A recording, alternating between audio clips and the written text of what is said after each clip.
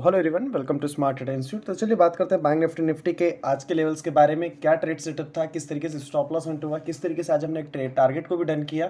Market आज totally sideways था, एक मोमेंटम हमें बैंक निफ्टी में देखने को मिला, उसके ऊपर भी डिस्कशन करेंगे। लेकिन उससे पहले बात करेंगे जो ट्रेड हमने प्रोवाइड किया था और हमने ट्रेड जो लिया था। देखिए, सबसे इंपॉर्टेंट चीज़ क्या होती है, एक मार्केट का ट्रेंड रिवर्सल होना। मार्केट ने आज क्या किया, मार्केट ने आज एक गैप अप ओपनिंग दिया, ये कैंडल बहुत इंपॉर्टेंट था। एवरीथिंग यही लग रहा था कि मार्केट एक बार जो नेगेटिव प्लान बना हुआ है, मार्केट कंटिन्यू, आपको दिख रहा होगा कि मार्केट किस तरीके से नेगेटिव है।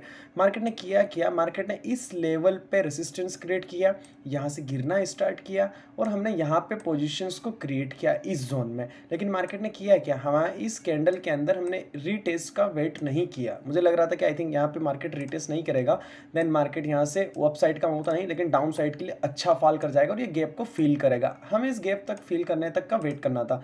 लेकिन मार्केट ने कुछ और ही किया, कहते हैं ना मार्केट ट्रैप करता है, तो आज मार्केट ने ट्रैप किया। कोई बात नहीं, 4 दिन से टारगेट डन कर रहे हैं, तो आज अगर स्टॉप लॉस हिट हो जाते हैं तो कोई दिक्कत थोड़ी है। मार्केट में प्रॉपर रिस्क मैनेजमेंट रहेगा तो प्रॉपरली टारगेट ले पाएंगे। टारगेट तो हमारा ये लेवल था क्योंकि मार्केट में एक्सेप्ट कर रहे थे कि ये गैप फील हो जाए। मार्केट से सबसे पहले हम रिमूव करेंगे सारी ड्राइंग को। यहाँ मैंने आपको व्हाट्सएप पे प्रोवाइड करा था कि ये एक इंपॉर्टेंट जोन है मार्केट का। अगर मार्केट इसको ब्रेक करता ना तो हमें नीचे देखने को मिल जाता। एक गलती जो आज सीखने का मिलना चाहिए, जिस चीज़ को मैंने सीखा है, लेकिन बहुत से लोग सोचेंगे कि रिग्रेट करेंगे। मैं मेरी गलतियों को सबसे शेयर करता हूँ ताकि दूसरे लोग गलतियाँ नहीं करें। कारण क्या है, आप गलतियाँ प्रैक्टिस से सीखते हैं, ट्रेड लेके सीखते हैं, किसी के बोलने से नहीं सीखते हैं।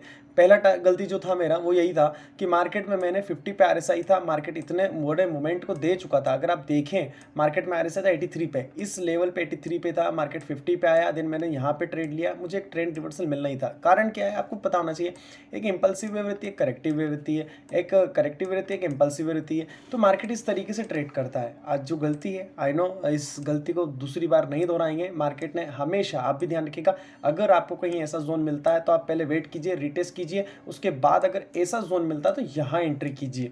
मैंने आज का पॉइंट जो था उसको मार्क किया है, अगली बार ये गलती कभी नहीं होगा। लेकिन हमने एक ट्रेड बैंक निफ्टी के साथ साथ निफ्टी में भी लिया था, क्योंकि निफ्टी मुझे स्ट्रांग लग रहा था। निफ्टी में जो ट्रेड लिया था मैं उसके बारे में आपसे बताऊंगा।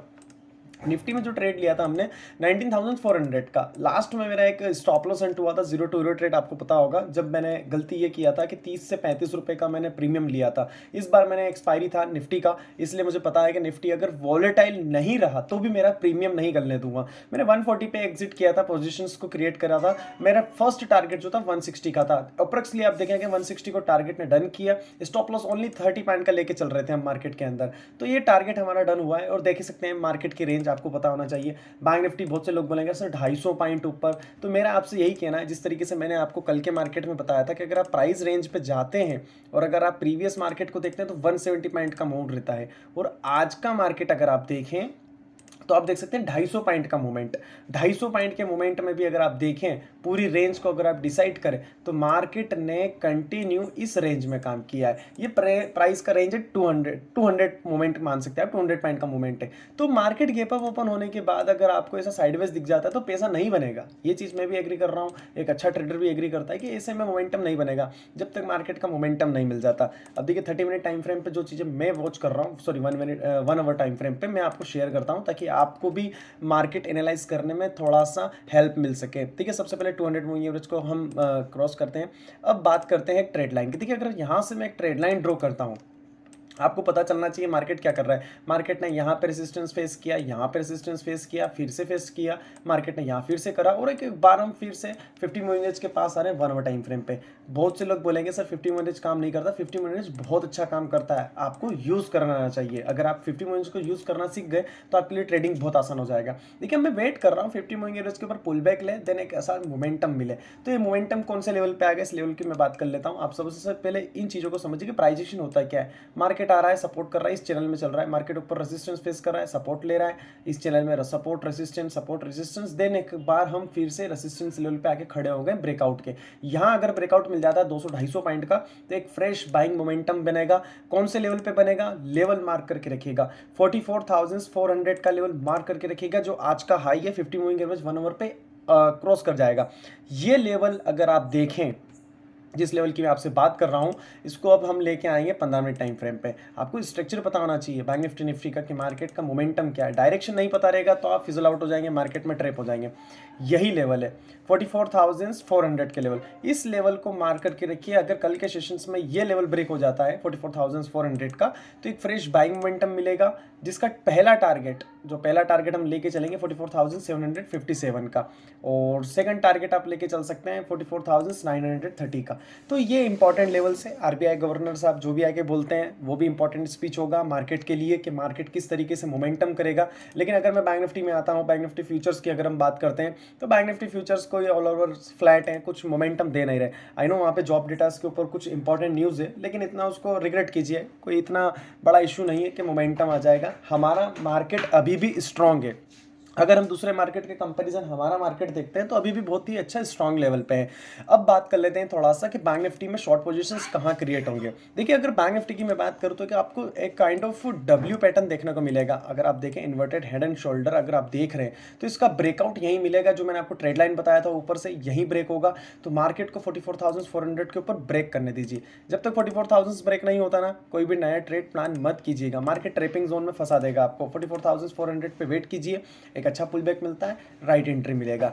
लेकिन अगर आप देखें मार्केट में शॉर्ट पोजीशंस कहाँ क्रिएट हो सकते हैं, तो ये जो लो है 44,130 का, जो आज का लो था, मार्केट कल के सेशंस में अगर ये लो ब्रेक करता है, रिटेस्ट करता है और उसके बाद लो ब्रेक होता है, तो एक छोटे से स्टॉप लॉस के साथ कम क्वांटिटी में आप ट्रेड का प्लान कर सकते हैं, जिसका लास्ट का टारगेट आप रख सकते हैं 44,800 अप्रोक्सीमेटली। यहाँ तक तो आपको जाना चाहिए 44,850 तक।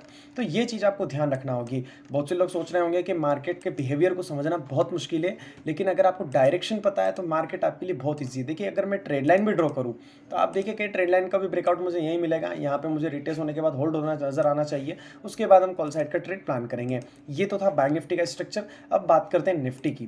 देखिए, निफ्टी अगर मैं बात करूं बैंक निफ्टी की कंपैरिजन, तो आप देखेंगे कि बैंक निफ्टी से ज़्यादा स्ट्रॉन्ग अभी निफ्टी है। निफ्टी के पास कौन सा इंपॉर्टेंट लेवल है, अगर मैं निफ्टी की बात करूं तो आप देखिए 19,600 का लेवल, ये लेवल आप मार्क करके रखिएगा। कारण क्या है इसके पीछे का, थोड़ा सा मैं आपको निफ्टी के डाटा पे लेके चलूंगा।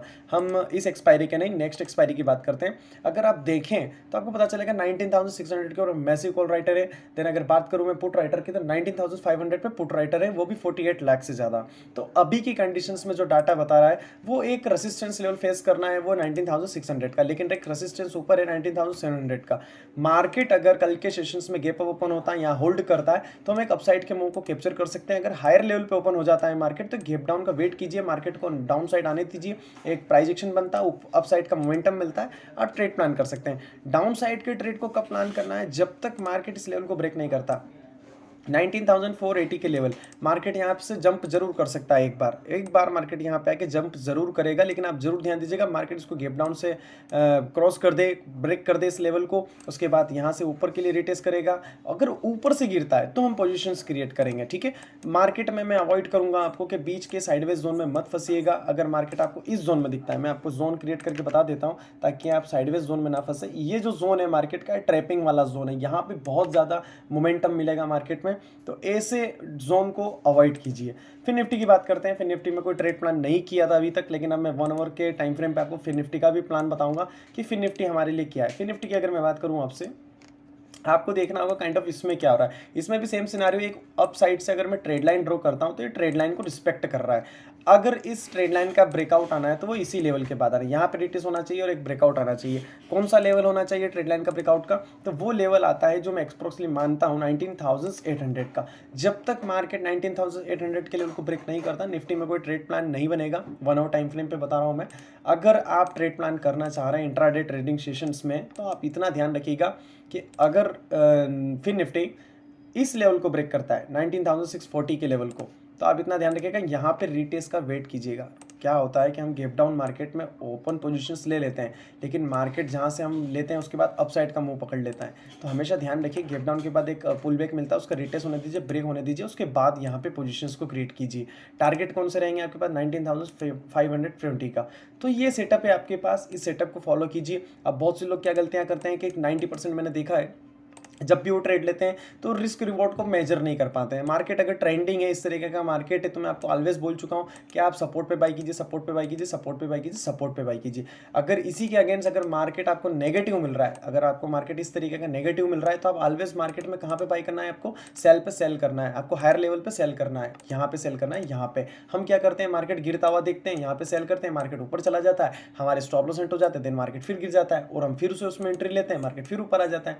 तो मार्केट साइकोलॉजी का गेम है, मार्केट में ज़्यादा माइंड सेटअप लगाने की ज़रूरत नहीं है। अब कुछ लोग क्या करते हैं, किसी ट्रेड में 5 लॉट ले लेते हैं, ठीक है, किसी ट्रेड में 5 लॉट ले लेते हैं, किसी ट्रेड में 10 लॉट ले लेते हैं। तो मेरा आपसे सिर्फ इतना ही कहना है कि आप 10-20 लॉट में खेलने से अच्छा, अगर आपका 50,000 का भी इन्वेस्टमेंट है, 50K का भी आपका इन्वेस्टमेंट है, तो उस 50K के इन्वेस्टमेंट को यूटिलाइज करना है, आपको आना चाहिए। 90% लोग क्या करते हैं, 50K पूरा यूज़ करते हैं। मैं कहता हूँ आपको कि आप 20K यूज़ करो। अगर आपका 50K है तो आप 50K 15,000 यूज़ कर रहे हो, ये गलत है।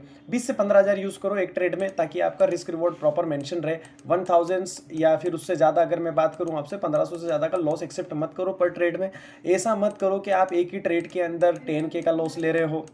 बहुत से लोग यही करते हैं, 10K का लॉस ले रहे हो, नेक्स्ट ट्रेड में आप 25 का लॉस ले रहे हो। तो इससे क्या होगा कि आपका जो भी फंड है वो जीरो हो जाएगा। अगर आप 50K से भी ट्रेड कर रहे हो तो उसको ट्रेड को 2 से 3 ट्रेड के बाद उसको जीरो होने में टाइम नहीं लगेगा। तो ऑलवेज आपका जो रिस्क है उसको डिफाइन करके चलिए, और आशा करूँगा आपको वीडियो पसंद आया होगा। वीडियो पसंद आया तो चैनल को जरूर सब्सक्राइब करें।